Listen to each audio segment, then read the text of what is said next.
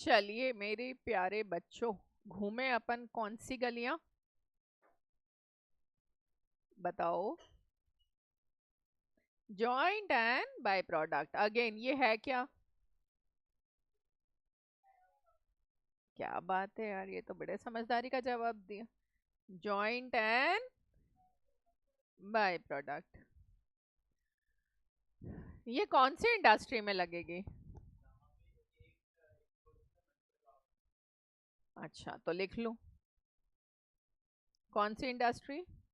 One input and यहाँ लिखेगा various output.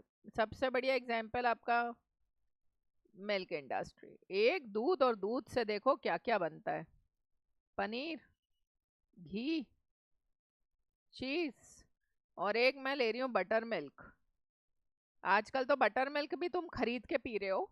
मैं वो जमाने की बात कर रही हूँ जहाँ वो, आपको याद है वो गली में दूध की दुकान होती थी, दही कर्ड पनीर लाते थे आप, और फिर मम्मी बोलती थी कड़ी बनानी है, जाओ 1 लीटर मठा ले आओ। तो वो 2 या 3 रुपए लीटर में दे देता था बंदा। कितने में? और वो भी ऐसे थैली में, कोई पैकिंग वैकिंग, कोई ब्रांडिंग नहीं। मैं उसकी बात कर रही हूँ। अब तुम अमूल की बात करोगे, सांची की बात करोगे, तो उनके लिए तो बटर मिल्क भी मेन प्रोडक्ट है। उसकी बात नहीं करो अभी, ठीक है?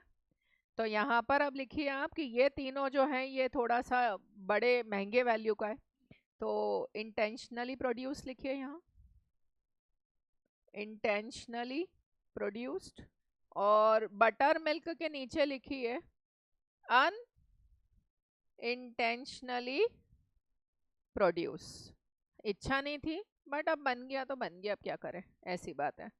तो जो अनइंटेंशनली प्रोड्यूस होता है उसको क्या बोलते हैं? By product.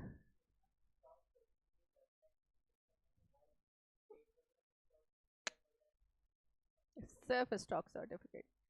इंटेंशनली जिनको प्रोड्यूस करा जाता है उसी को क्या बोलते हैं? Joint product. और जो अनइंटेंशनली प्रोड्यूस हो जाए, और साथ में एक वर्ड और लिख दीजिए समझाने के लिए, कि बहुत ही लो वैल्यू का होता है ये, पहचानने के लिए, बहुत ही लो वैल्यू का।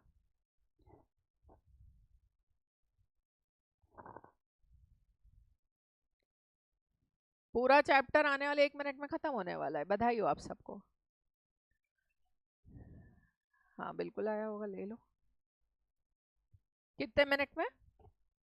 बस मैं 1 मिनट बोलूंगी, गुरु की वाणी को हल्के में नहीं लेने का। 1 मिनट में मैं बोलूंगी और 1 मिनट में खत्म। जान पकड़ लेंगे चैप्टर की, बाकी फिर फॉर्मेलिटी है। प्रॉब्लम क्या आ रही थी, जो मेथड इजाद हुई उसको समझ लेते हैं। अब प्रॉब्लम ये आ रही है कि हमें टोटल कॉस्ट चाहिए। किसकी? प्रोडक्ट की। कितने प्रोडक्ट दिख रहे हैं सामने बोर्ड पर? बटर मिल्क नहीं, बटर मिल्क बेचते नहीं है हम, बटर मिल्क 3।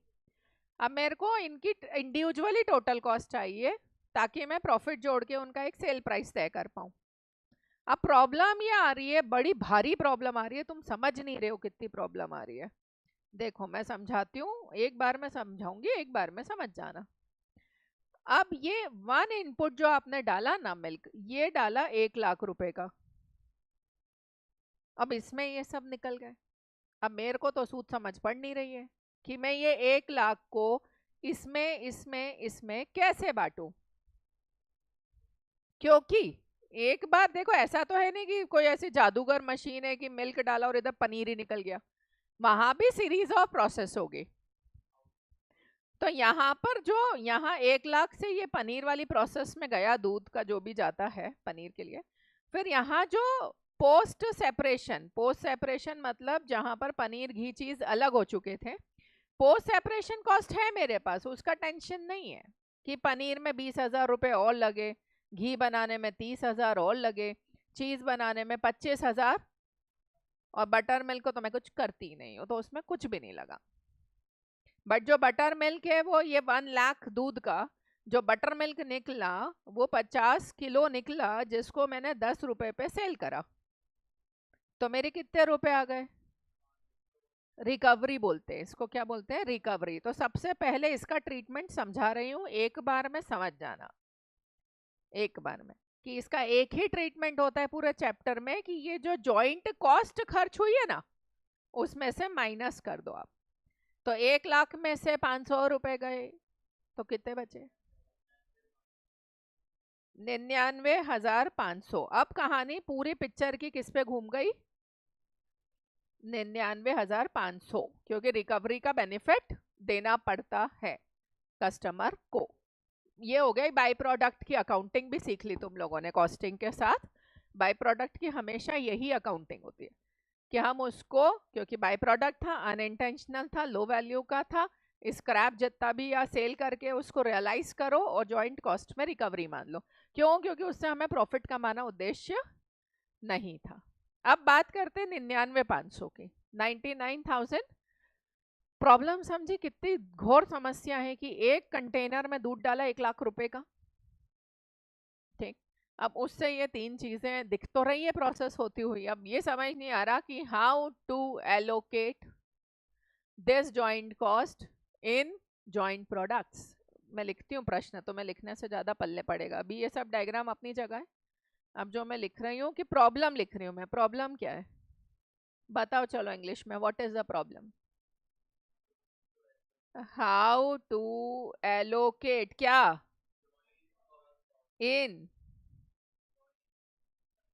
आ रही है लैंग्वेज अपने आप आती है जब फंडामेंटल क्लियर हो। How to allocate joint cost in joint products. अब इसमें आपके मॉड्यूल ने 6 मेथड्स का इजाद कर दिया। कितने मेथड्स का? जैसे वो नहीं बताते तो हमें तो कॉमन सेंस की नदी बह ही नहीं रही थी। पता है क्या मेथड बोली? बोले फिजिकल यूनिट में बांट दो। मतलब आप ये बताओ कि अगर ये 1 लाख रुपए के दूध से ये 3 निकले, तो आपको कुछ तो पता होगा कितना क्या निकला, यूनिट्स तो पता होगी। पनीर कितना किलो निकला बताओ? अच्छा तुम ही लोग बताओ। मान लो 200 किलो, ये तो एक्चुअली वो डेयरी वाला बन गया, बोले 1 लाख का। अरे इतना मत सोच यार। घी कितना निकला? और चीज कितना निकला? हो गया, रायता खत्म। बोलो सबसे बेस्ट तरीका है, जो आउटपुट है वो तो दिख ही रहा है ना, इस 1 लाख के दूध से निकला है। 200 किलो पनीर, 300 किलो घी, 100 किलो चीज, इस रेशो में बांट दो, प्रॉब्लम खत्म। पहली मेथड खत्म। 2:3:1, 2:3:2। कितना डिफिकल्ट था? अरे अब ये बांट लेना, मैं थोड़ी बता रही है कैसे बटेगा। सबसे ज्यादा किस में आएगा ये बताओ? बस बात खत्म। अब दूसरी मेथड क्या बोल रही है? बोले यार वैल्यू देख लो यार, कहीं गड़बड़ नहीं हो जाए, क्योंकि क्या होता है जो ज्यादा, जिसकी वैल्यू वो ज्यादा भार बर्दाश्त कर सकता है। पनीर कितने रुपए का मिलता है मान लो पर केजी? तो कौन से गांव में रह रही है डाले? 260 रुपए किलो मिलता है, अपन 300 मान लेते हैं। 300 रुपए पर किलो पनीर। घी 600 से कम तो बेटा मैंने सुना नहीं अभी तक कोई सा घी। चीज, मॉर्जिला की चीज लाया 1 किलो का पैकेट, 200, 300, 400, 200 मान लो। ठीक, अब वो बोल रहे हैं ये तो सेल प्राइस पर यूनिट है, इसका उतना रिलेवेंस नहीं है, क्योंकि आउटपुट कितना निकला है वो भी मैटर करता है। तो आप सेल्स वैल्यू निकालिए सारे प्रोडक्ट्स की। पहले वाले की कितनी है? देन क्या 180 क्या? और फिर अगला ये के तो समझते होंगे ना तुम लोग आजकल।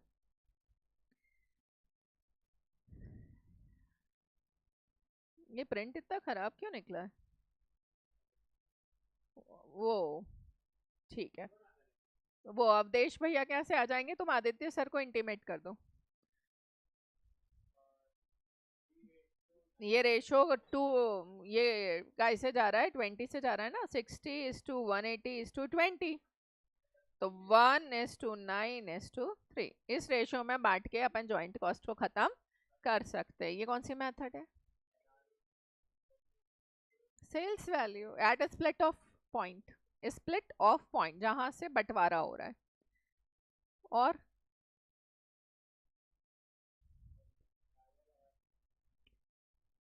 यस यस, द मतलब मेथड इज देयर कि जो इंडस्ट्री है वहां पर आपके जो इंजीनियर्स काम कर रहे हैं फैक्ट्री में, based on their technical estimate also, we can divide the joint cost. 3 method हो गई, तो आप लिखते जाओ मेथड्स के नाम। पहला मेथड का क्या नाम है? हाँ लिखते जाओ थोड़ा कॉपी में, क्या बना एग्जाम में बोलोगे मैम ने तो कुछ पढ़ाया ही नहीं। Physical units method.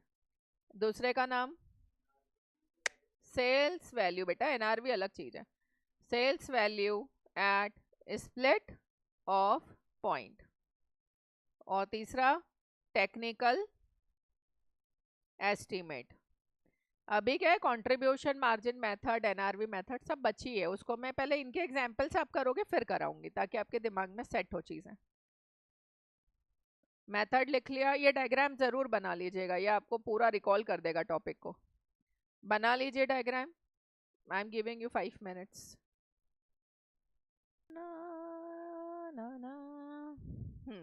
बताइए, डायग्राम बना लिया, फंडामेंटल चैप्टर का क्लियर हुआ, हो क्या रहा है, जॉइंट कॉस्ट का एलोकेशन हो रहा है, कितना भी पढ़ लो, कुछ भी मेथड्स ले आओ, अल्टीमेट ऑब्जेक्टिव इस चैप्टर में यही है कि हमें, क्योंकि टोटल कॉस्ट प्रोडक्ट वाइज चाहिए, और वो भी क्यों चाहिए, क्योंकि सबका सेल प्राइस डिटरमाइन करना है, तो हमें जॉइंट कॉस्ट को बांटे बिना तो हमारा काम आगे इसीलिए बढ़ेगा ही नहीं ना। चलिए अब बुक से देखते हैं। 6 मेथड है, 3 तो मैंने आपको बताई थी, उसके क्वेश्चन में देखिए कराऊंगी नहीं, बच्चों जैसे क्वेश्चन है, सिर्फ आपको दिखा रही हूँ। व्यू जूम,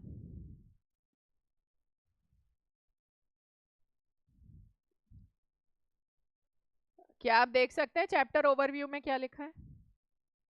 क्या देख रहे हैं बताइए, क्या दिख रहा है? Meaning, apportionment and treatment of by product cost. मतलब अगर ये तीनों वर्ड तो मैं खुद से भी लिखना पड़े तो अब पता है ना कि यही तो है। पहले तो मीनिंग पता हो जॉइंट एंड बाय प्रोडक्ट का, दूसरा उसका ट्रीटमेंट, और तीसरा treatment of by product, allocation of joint cost and treatment of. उनने ऐसा नहीं बोला allocation of joint cost in by product, पूछो क्यों? यस जॉइंट, आप नहीं, जॉइंट प्रोडक्ट अलग होता है, बाय प्रोडक्ट अलग होता है, जॉइंट कॉस्ट का एलोकेशन जॉइंट प्रोडक्ट में होना है ना कि बाय प्रोडक्ट में, तो इसीलिए बाय प्रोडक्ट का बोला, ट्रीटमेंट पूछा है। ठीक, ये वैसे पढ़ना चाहिए आपको थ्योरी, पढ़ोगे तो अच्छा। को प्रोडक्ट बोल सकती हो जॉइंट प्रोडक्ट्स को, को प्रोडक्ट्स। मेथड्स मेन क्या है अपने को जो पढ़नी है? पहला मेथड का नाम net realizable value at a split of, to be more specific, sales value, and using technical estimate. जो वहाँ रात दिन उस इंडस्ट्री में है उनसे बेहतर कौन बता पाएगा कि इस खर्चे को कैसे बांटना चाहिए। आप अपनी कितनी भी बुद्धि लगा लो, मम्मी के एस्टिमेट घर के बैटर में कभी खराब, मतलब उनके एस्टिमेट कभी खराब, उसका रीजन है ना, she is into that 24 hours, and आप 2 घंटे अगर वहाँ घूमते भटकते जाओगे और ज्ञान बांटोगे तो ऑब्वियसली आपका ज्ञान फीका पड़ेगा। अब ये क्वेश्चन देखिए, क्या क्वेश्चन बोल रहा है कि अ कोक मैन्युफैक्चरिंग कंपनी, क्या है उसके पास, company produces the following product by using 5000 ton of coal at 1100 per ton in a common process, into करके जो आएगा अमाउंट उसी को क्या बोलेंगे, कितनी आई? 55 लाख। अब इससे क्या क्या बना, टोटल करो जरा ये क्वांटिटी, ये हो गया 100, हाँ 4800 आ रहा है, इसका मतलब प्रोसेस में आपने डाला कितना था, बट 200 का क्या होता है लॉस। तो सबसे बेस्ट तरीका तो क्या है, इसको इस रेशो में ही बांटो। अब उनने सॉल्यूशन में क्या करा है पता है, 5000 वाले रेशो निकाल के बांटा है, फिर 200 को नॉर्मल लॉस दिखाया, उतनी जरूरत नहीं है, डायरेक्ट कर सकते हैं। Prepare the statement showing joint cost among the product on physical unit basis. देखो मैं समझाती हूँ उनने क्या करा है, ये आउटपुट दे रखा था, याद करिए, ये इतना इतना इतना इतना, वेस्टेज कितना है, तो ये टोटल कितना दिखाया। अब इन्होंने इस 200 के वेस्टेज को पहले इस रेशो में बांट दिया, ठीक, आउटपुट के रेशो में, और फिर ऐड बैक करा और इस पूरे को कितना बनाया और फिर इसको बांटा। आप ऐसे भी बांटेंगे ना तो आंसर वही आएगा, करके देख लो, नहीं यकीन हो तो एक फिगर करवा रही हूँ, 55 लाख इंटू 3500 अपॉन 4800 करिए।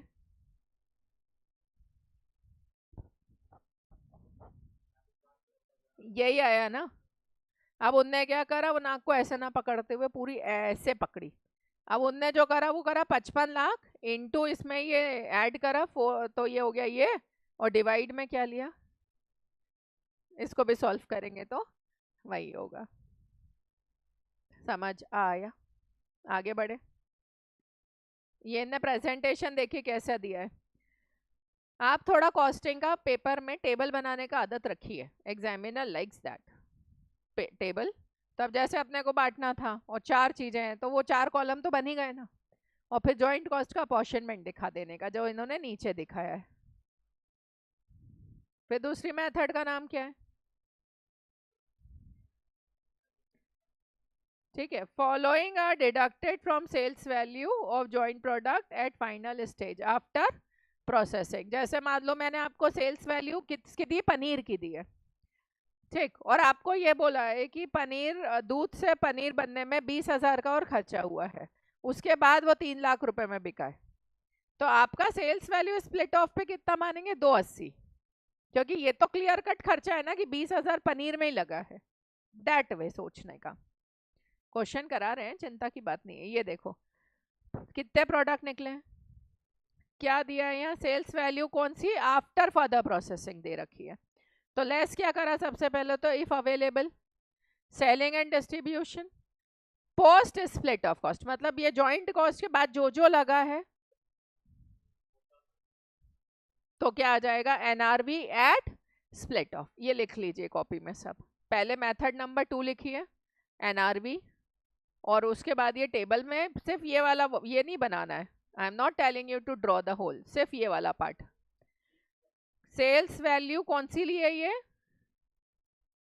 After further processing cost.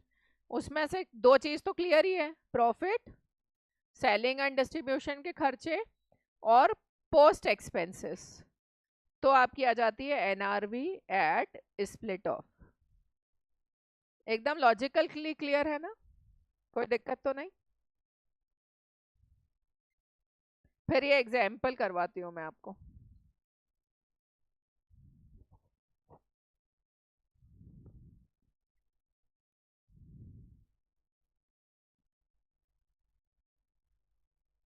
कराऊं?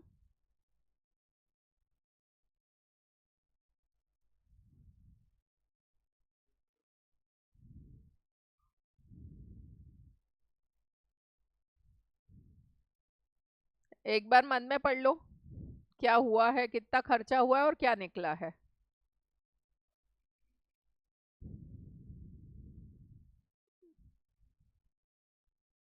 पढ़ू मैं? एन एंटिटी इनकर जॉइंट कॉस्ट कितने की,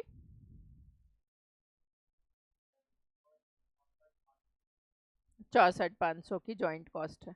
2 प्रोडक्ट बन रहे हैं, ए कितना यूनिट बना है, 200 यूनिट, बी कितना बना है, ए बना है 200, बी बना है ए, और ना सेल्स रेवेन्यू ऑफ 86 एट इतना per unit of A, and B का कितना रहता है प्राइस।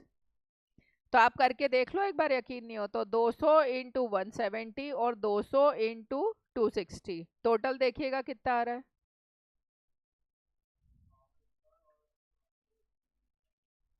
86, मतलब वो बोल रहे हैं कि ये फाइनली इतने में मार्केट में बिक जाते हैं। फिर बोल रहे हैं फर्दर प्रोसेसिंग कॉस्ट ए और बी की 4,000 और 32,000 है। The joint cost can be apportion. काम खत्म क्वेश्चन में। पढ़ता तो है नहीं, आना का जबरन घर वालों के सामने। मुझे बताइए, ए बी, हाँ कभी भी बुला लो, सेल्स वैल्यू इसकी कितनी है, ये इंटू करने के बाद, और इसकी कितनी है, ठीक है, इसमें से माइनस तुम्हारे पास फर्दर प्रोसेसिंग कॉस्ट, इसकी कितनी है, तो यहाँ कितना है ये 30। अब यही क्या मान लेंगे अपन, एनआरवी, क्योंकि प्रॉफिट मार्जिन एसएनडी और कुछ दिया नहीं है। तो जो जॉइंट कॉस्ट है ए और बी की वो कितनी है 64,500, वो 3:2 में बांटी है, तो ए में कितना आएगा 30 और इधर तो देखा जाए तो ये प्रोडक्ट तो लॉस में, देखोगे ना ध्यान से, तो लॉस में है क्योंकि ये, और ये काफ़ी प्रॉफिट में है। बट उनने जो मेथड बोली उस हिसाब से तो यही होगा। इससे समझ भी तो आया ना कि ये बनाना हमारे लिए फायदेमंद नहीं है। Technical estimate clear. फिर क्या बोल रहे हैं देखो, हेडिंग क्या दी है, अदर मेथड्स। उसमें पहला क्या है, अगर एट पॉइंट ऑफ सेपरेशन पता है कि अगर मेरे से दूध में पनीर, चीज और घी का एक ऐसा कुछ निकला है जो रॉ फॉर्म में बिक सकता है और वो रेट अवेलेबल है, तो उससे तो बेस्ट कोई एस्टिमेट ही नहीं है। सबसे बेस्ट एस्टिमेट है वो कि आज अगर मैं उसको फर्दर प्रोसेस ना करूं और जैसा है वैसा का वैसा बेच दूं तो कितना मिलेगा। अब उन्होंने ये देखो कैसे कंफ्यूज करा है वर्ड लाके, multiplying factor, total joint cost upon total, सब बकवास है। रेशो दिया रहेगा उसी में बांटना है। ये देखो यही सेकंड वाला एग्जांपल दिख रहा है, सेम क्वेश्चन है, कितने का जॉइंट कॉस्ट है, ये क्लियर है ना पहला पैराग्राफ। द मल्टीप्लाइंग फैक्टर कैसे निकलेगा बोले ऐसे, टोटल कितने रेवेन्यू में क्रिएट हुआ वो, मतलब उनका ये कहना है कि 100 रुपए में बिकता है तो 75% कॉस्ट होती है, तो जॉइंट कॉस्ट को उन्होंने ऐसे एलोकेट कर दिया दोनों में। और अगर अपन ऐसे ना करते और 34 और 52 आया था ना, आया था, करो जरा बांटो जरा 64,500 को इस रेशो में,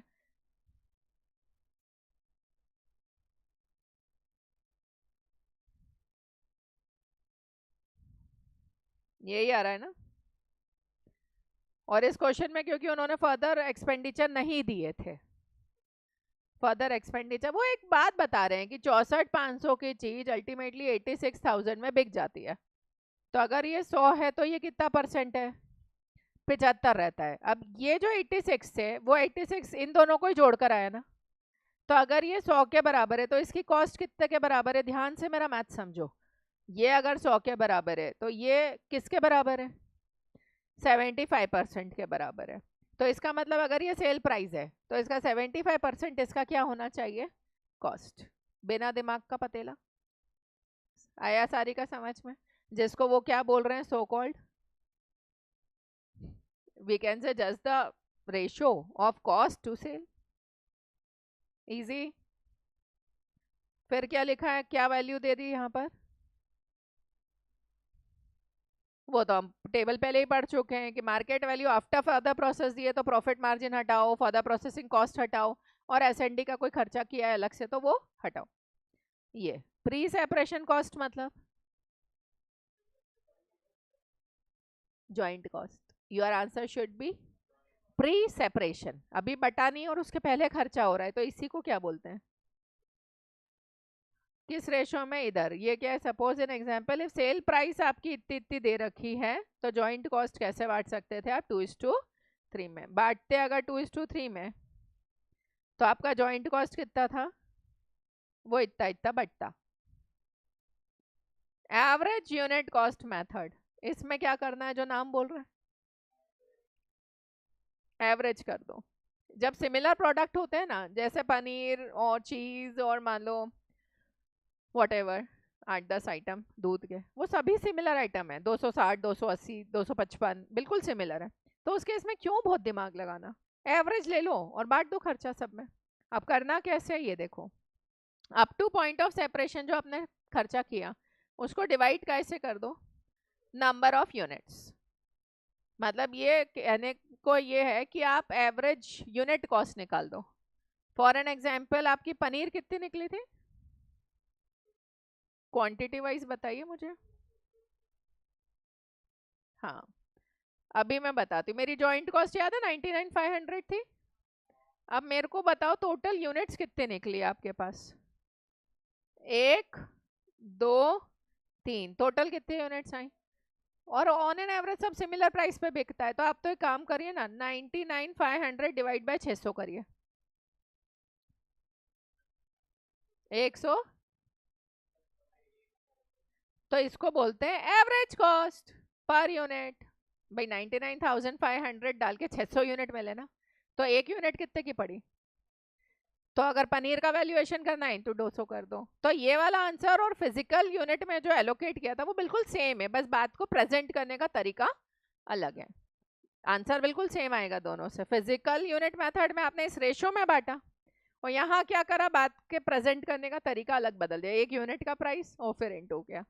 कोई अंतर? आई होप आपको ये सब पूरा क्रिस्टल क्लियर समझ आ रहा है। तो अरे वो सब घुमा फिरा के ये वर्ड्स काम आ जाते हैं क्वेश्चन में। लिख लो, मेथड का नाम एवरेज यूनिट कॉस्ट मेथड, लिख लिया। अब बताओ ये सेकंड क्वेश्चन को किस मेथड से बोला है सॉल्व करने का? टूट पड़ो क्वांटिटी पे। प्री सेपरेशन कॉस्ट कितनी है, क्वांटिटी कितनी है? क्यों? अच्छा, आए थे लेने? तो पता कैसे चला? आदित्य सर को भेजा। अरे आया क्या? अब सबसे बढ़िया मेथड क्या नाम है? इसमें 1% दिमाग लगाऊंगी बस। कितना? अभी तक अभी नहीं लगवाया ना, तो 1% तो लगाना बनता भी है। लिखो। अच्छा, ये मेथड्स का समरी दिया है, देखो जरा कौन सी मेथड नहीं पल्ले पड़ी। ये पड़ी, ये ये ये ये तो सबसे बेस्ट है भैया। आज मैंने दूध से 3 चीज फाड़ी और वो तीनों के अभी अवेलेबल है, तो सब उससे बेस्ट तो कोई तरीका ही नहीं है ना बांटने का। और ये after further processing average unit cost method, और तो नहीं है ना? नहीं। अब मुझे ये एक बार पढ़ लो आप, ये कंट्रीब्यूशन मार्जिन। अरे मैं करवाऊंगी मत तुझको, इसमें गलती करते हैं बच्चे। जो बड़ा क्वेश्चन में फेल होते हो ना तुम लोग, या नहीं कर पाते हो, वो इसी मेथड का होता है। कायदे में समझ लेना, एक जरा सा इधर की जगह इधर अगर चले गए क्वेश्चन में तो गलत हो जाता है। Contribution margin method. और थोड़ा take a deep breath and read the theory. इसकी तो मैं थ्योरी पढ़वाऊंगी, मैं बड़ा कर देती हूँ, डोंट वरी।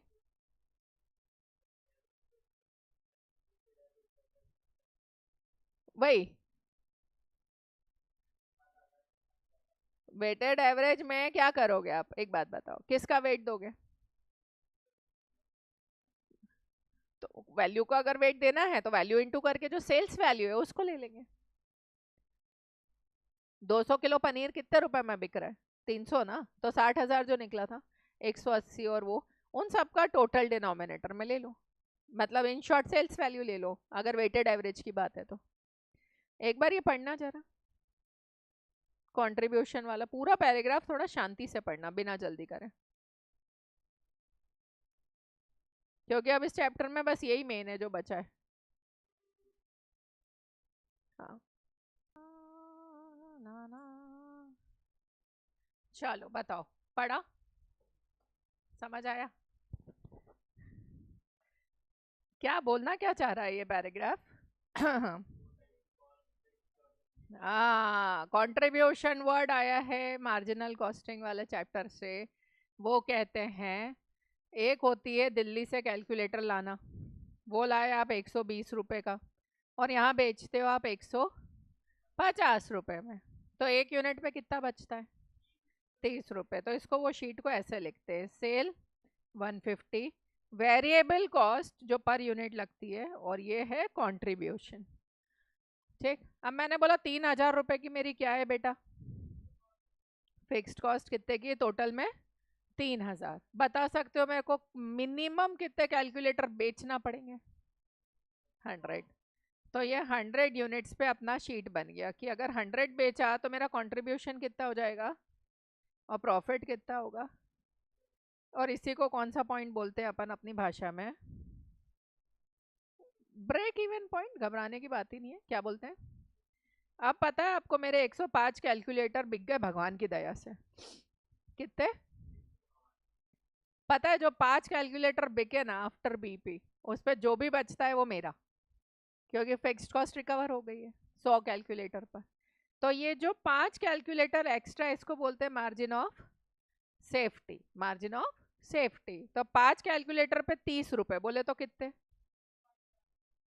5 कैलकुलेटर पे 30 रुपए, 5 कैलकुलेटर पे 30 रुपए, बोले तो ये प्रॉफिट आना चाहिए, पहले ही लिख दिया कंसेप्चुअली। अब बताओ, 105 कैलकुलेटर कैलसी चलाओ अब जरा, 150 से इंटू करो, सेल्स कितनी आई है?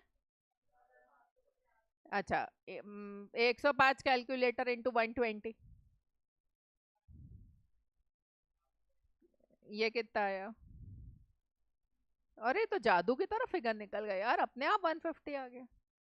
हमने तो टोटल में करा भी नहीं कुछ।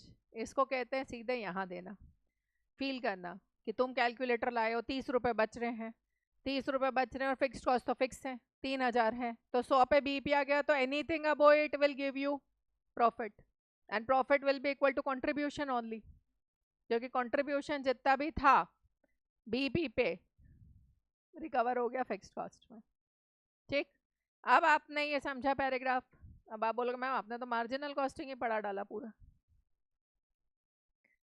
बट वो पढ़ाना पड़ता है इसमें, क्योंकि यहाँ पर कॉस्ट को कितने पार्ट्स में डाला है। देखिए, according to this joint cost कितने में सेग्रीगेट हुई? वेरिएबल और वेरिएबल कॉस्ट को तो बोले आप अपोर्शन कर दिया करो काय में, एवरेज मेथड में, क्योंकि सीधा सीधा संबंध है। बट उन्होंने कहा एक चीज मत करा करो यार, तुम फिक्स्ड कॉस्ट को मत बांटा करो, फिक्स्ड कॉस्ट को काय में बांटा करो, जो जितना झेल सकता है कंट्रीब्यूशन रेशो में। क्योंकि मान लो एक तुम कैलसी पे 30 रुपए बचा रहे हो, अब तुम एक दिल्ली से किताब लाते हो 800 रुपए की और वो बेचते हो 1000 में, तो उस पर कितना बच रहा है? 200, और इस पे कितना बच रहा है? 30। तो कंट्रीब्यूशन बहुत डिफर कर रहा है ना। तो फिक्स्ड कॉस्ट को फिर यूनिट वाइज बांटती और एक कैलकुलेटर और एक बुक ही बेचती, तो तुम तो फिक्स्ड कॉस्ट को भी इक्वली बांट देते। तो इसमें अन्याय किसके साथ होता, कैलकुलेटर के साथ कि बुक के साथ? कैलसी के साथ, क्योंकि वो बेचारा गरीब आदमी 30 रुपए बचा रहा है और बुक कितना बचा रही है। तो इसीलिए बोला कंट्रीब्यूशन रेशो में बांटो तो उचित होगा। अब गया सीधा दिमाग में? नहीं जा पा रहा? सच में? क्यों ये मेथड इजाद हुई? क्योंकि वेरिएबल कॉस्ट तो समझ आता है, बट फिक्स्ड कॉस्ट का बर्डन उसको दो ज्यादा बियर कर सकता है। ठीक है, आते हैं क्वेश्चन पे इसके। ये रहा क्वेश्चन, इतना ही है। जॉइंट कॉस्ट कितनी है? जॉइंट कॉस्ट ये है ना। आपको टेबल कैसी बनाना पड़ेगी? Sales, variable cost, contribution, fixed cost, profit, ऐसा। कौन सी कॉस्ट दे रखी है आपको? देखो, मार्जिनल कॉस्ट बोले तो वेरिएबल, और फिक्स्ड कॉस्ट कितनी दे रखी है? सेल्स कितनी दे रखी है? ये हो गई 6000, और ये कितनी हो गई टोटल? 96। तो टोटल में बता सकते हो कंट्रीब्यूशन कितना है टोटल में?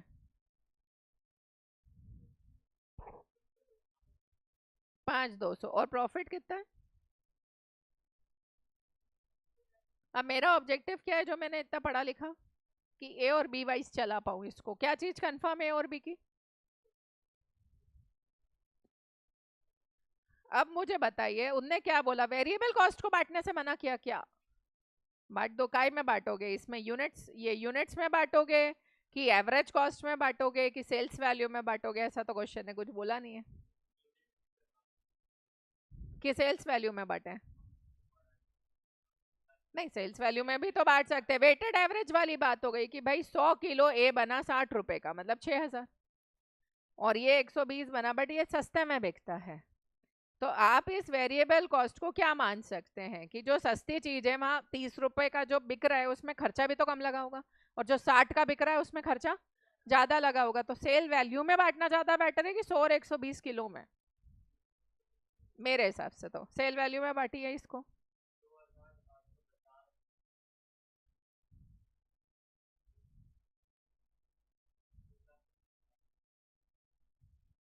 ये मेरा एनालिसिस है, मैंने अभी आंसर नहीं देखा है।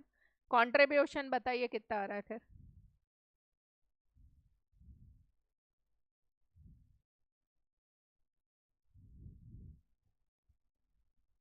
अब आपका ये जो फिक्स्ड कॉस्ट है, कौन ज्यादा झेल सकता है? देखो कॉस्ट को, तो ए को ज्यादा दे दो, बांटिए कंट्रीब्यूशन के रेशो में।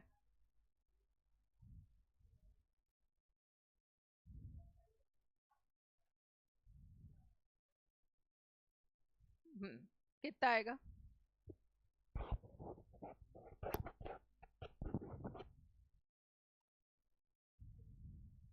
है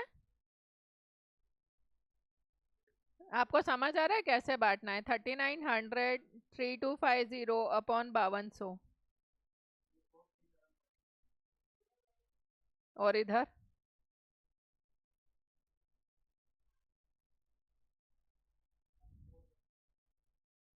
और ये प्रॉफिट कितना आ रहा है फिर?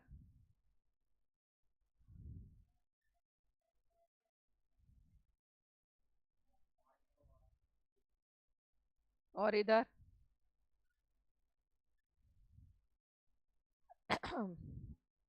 क्योंकि मेरे पास तो 1300 टोटल में था ही, तो मैंने तो बैलेंसिंग लिख दिया।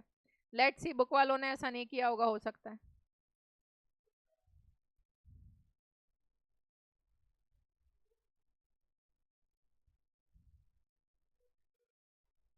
किस रेशो में? उनने क्वांटिटी में बांटा, तो of course their answer and our answer is different. उनने किस में बांटा वो तो और सिंपल है, 100 और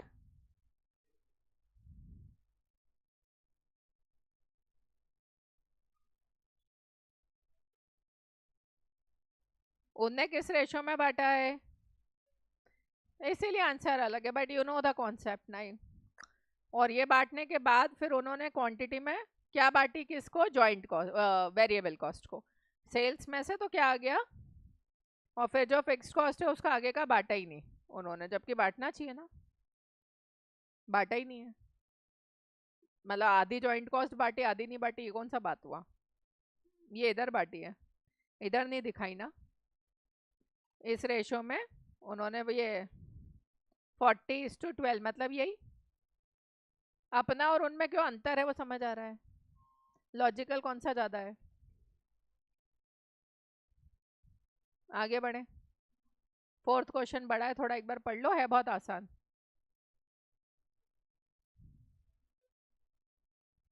कितने क्वेश्चन है इसमें? सब पार्ट्स? नहीं नहीं, दो है, दो नहीं, सब पार्ट इस क्वेश्चन का। कहानी समझ लो पहले, कहानी क्या है। यही घिसा पिटा क्वेश्चन आ जाता है 10 से 15 12 नंबर में। कुछ भी नहीं है, कुछ भी नहीं। जितना हाथी जैसा बड़ा दिख रहा है ना, उतना ही चूहे जैसा छोटा सा है। आओ, मैं बस जे भी नहीं है, कहाँ लगाऊं? हम्म, हाँ एक सेकेंड, चलिए देखें।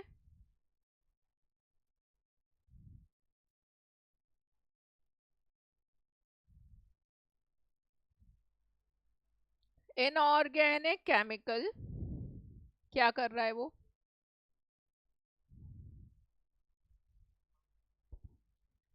Purchases salt and processes it into more refined products such as caustic soda, chlorine and PVC. In the month of July, inorganic chemical purchased the salt for 40,000. This is the hint for joint cost. Salt कितने का खरीदा, इससे वो क्या निकालता है? अच्छा, conversion cost कितनी और लगाता है ये करने के बाद? 60। टोटल जॉइंट कॉस्ट कितनी हो गई? Incurred up to split of point, जहां से वो अलग होना शुरू हो रहे हैं। At which 2 saleable product were produced, chlorine can be further produced into PVC. Chlorine को हम काय में डाल सकते हैं और बना सकते हैं पीवीसी में, बट यहाँ पर क्या बन रहा है? एक तो कास्टिक सोडा और क्लोरीन। सॉल्ट से तो यही दो चीज बनती है। उनने क्लियर कर दिया chlorine can be further processed into PVC. जुलाई प्रोडक्शन एंड सेल, कास्टिक सोडे का क्वांटिटी बताइए कितना है? कितना? क्लोरीन और पीवीसी, ये ऐसा लिख दिया मैंने। सेल क्वांटिटी इन टन, ये प्रोडक्शन उतना ही सेल बता रहे हैं वो, मतलब देयर इज नो स्टॉक वाला लफड़ा। प्राइस कितनी है? और ये कास्टिक सोडा पीवीसी, और इसकी प्राइस नहीं दी है, इसका मतलब क्लोरीन को हम बेच नहीं रहे होंगे। क्लोरीन से पीवीसी बना रहे हैं, 800 टन क्लोरीन से 500 टन पीवीसी बन रहा होगा, और फिर वो अल्टीमेटली बिक रहा होगा। तो टोटल सेल्स रियलाइजेशन देखें तो ये कितना हो रहा है? 1 लाख। और ये कितना आ रहा है? 60, तो 1,60,000 बन रहा है मेरा, 1 लाख मोटा मोटा 60,000 कमा रही हूँ, अगर और कोई खर्चे की इंफॉर्मेशन क्वेश्चन में नहीं दी है तो। All 800 ton of chlorine were further processed at the incremental cost of, मैं यहाँ पर लिख दूँ ये 20 के, और इसको क्या बोलते हैं, further processing cost, to yield 500 ton of PVC. There were no inventory ending of this in July. There is an active market for chlorine also. मैं चाहूँ तो बेच भी सकती हूँ. Chlorine could have sold all its unit at, तो कितना revenue आता बताओ. अगर मैं फर्दर प्रोसेस ना करती तो मैं कितना कमाती, 60 और 60 एक 20. तो फर्स्ट केस ऐसा लिखो, first case no further processing, तो टोटल प्रॉफिट कितना आता, बताऊं कैसे निकाला कि समझ गए, समझ गए. अच्छा, सेकंड केस, अगर फर्दर प्रोसेस करती हूँ तो मेरा प्रॉफिट कितना आता है, ये सेल है 1,60, जॉइंट कॉस्ट 1,60 में से 20,000 जो एक्स्ट्रा लग रहे हैं, कोई भी समझदार क्या करेगा, without any doubt the question is done already, बस यही एनालिसिस था. अब वो बोल रहे हैं show how joint cost would be apportion between, पहला sales value at split of point, तो ऐसा बढ़िया टेबल बना देना, पहला जॉइंट कॉस्ट 1 लाख, फिर मेथड का नाम लिख देना सजाकर क्या, sales value at split off, फिर यहाँ पर लिखना सोडा क्लोरीन, सोडा, तो कितना है joint cost 1 lakh, sales value कितनी है 60 60, तो ये कितना आता 50, हो गया पहला काम खत्म. दूसरा फिजिकल यूनिट मेथड 1200-800 में, और तीसरा estimated NRV net realisable value, ये भी तो 60 ही 60 है, नेट रियलाइजेबल वैल्यू वही है कि उसकी लोगे पीवीसी की,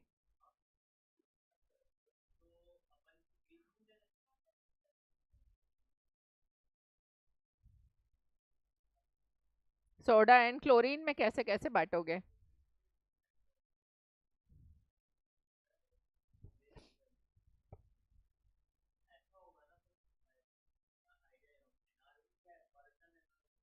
देखो इधर 1 लाख में से 20 करा तो इधर 80,000 है एक फिगर अपने पास, इधर 80 और इधर कितना हो सकता है 60. एस्टिमेटेड एनआरवी तो हम हमेशा वो वाली बाद वाली लेते हैं ना फर्दर प्रोसेसिंग के बाद, इसीलिए आई गेस आप बाद वाली 1 लाख ले सकते हो पीवीसी की, 1 लाख और उसमें फर्दर प्रोसेसिंग माइनस करो 20,000, तो आपका यहाँ सेल्स वैल्यू कितना आ जाएगा, और ऊपर कितना आएगा 60. ठीक. सेकंड क्वेश्चन क्या कह रहा है, life time swimming pool product offer to purchase, कोई एक फलाना है वो 800 टन क्लोरीन आपका खरीदना चाहता है, कितने रुपए में, this sale of chlorine would mean no PVC would be produce, तो आप एक्सेप्ट करोगे क्या, साफ मना करना भाई, हम वैसे 20,000 ज्यादा कमाएंगे, हम अगर आपको दे देते तो 20 कमाते और हम फर्दर प्रोसेस करते तो. चलो एक बार आंसर पे नजर देखो, पहले वाले में अपन सेल, इनने यही गलती करी, देखो सेल्स वैल्यू बोला है और यहाँ लिया क्या है बांटने के लिए, नहीं नहीं सॉरी सेल्स वैल्यू ही लिया, याद आया था ना 50-50. फिर फिजिकल यूनिट में ठीक है 1200-800, और एनआरवी में क्या करा इन्होंने, वही 80 और 60, क्योंकि एनआरवी में इफ यू रिमेंबर हमने जब डिस्कस किया वो आफ्टर वाले ही लेते हैं ना, जिसमें profit margin further processing S and D सब रिवर्स करके जो प्राइस आ रहा है उसको पकड़ते हैं.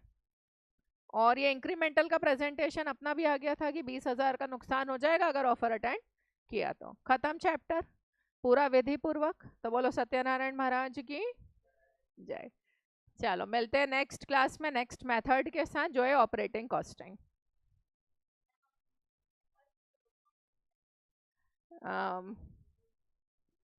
है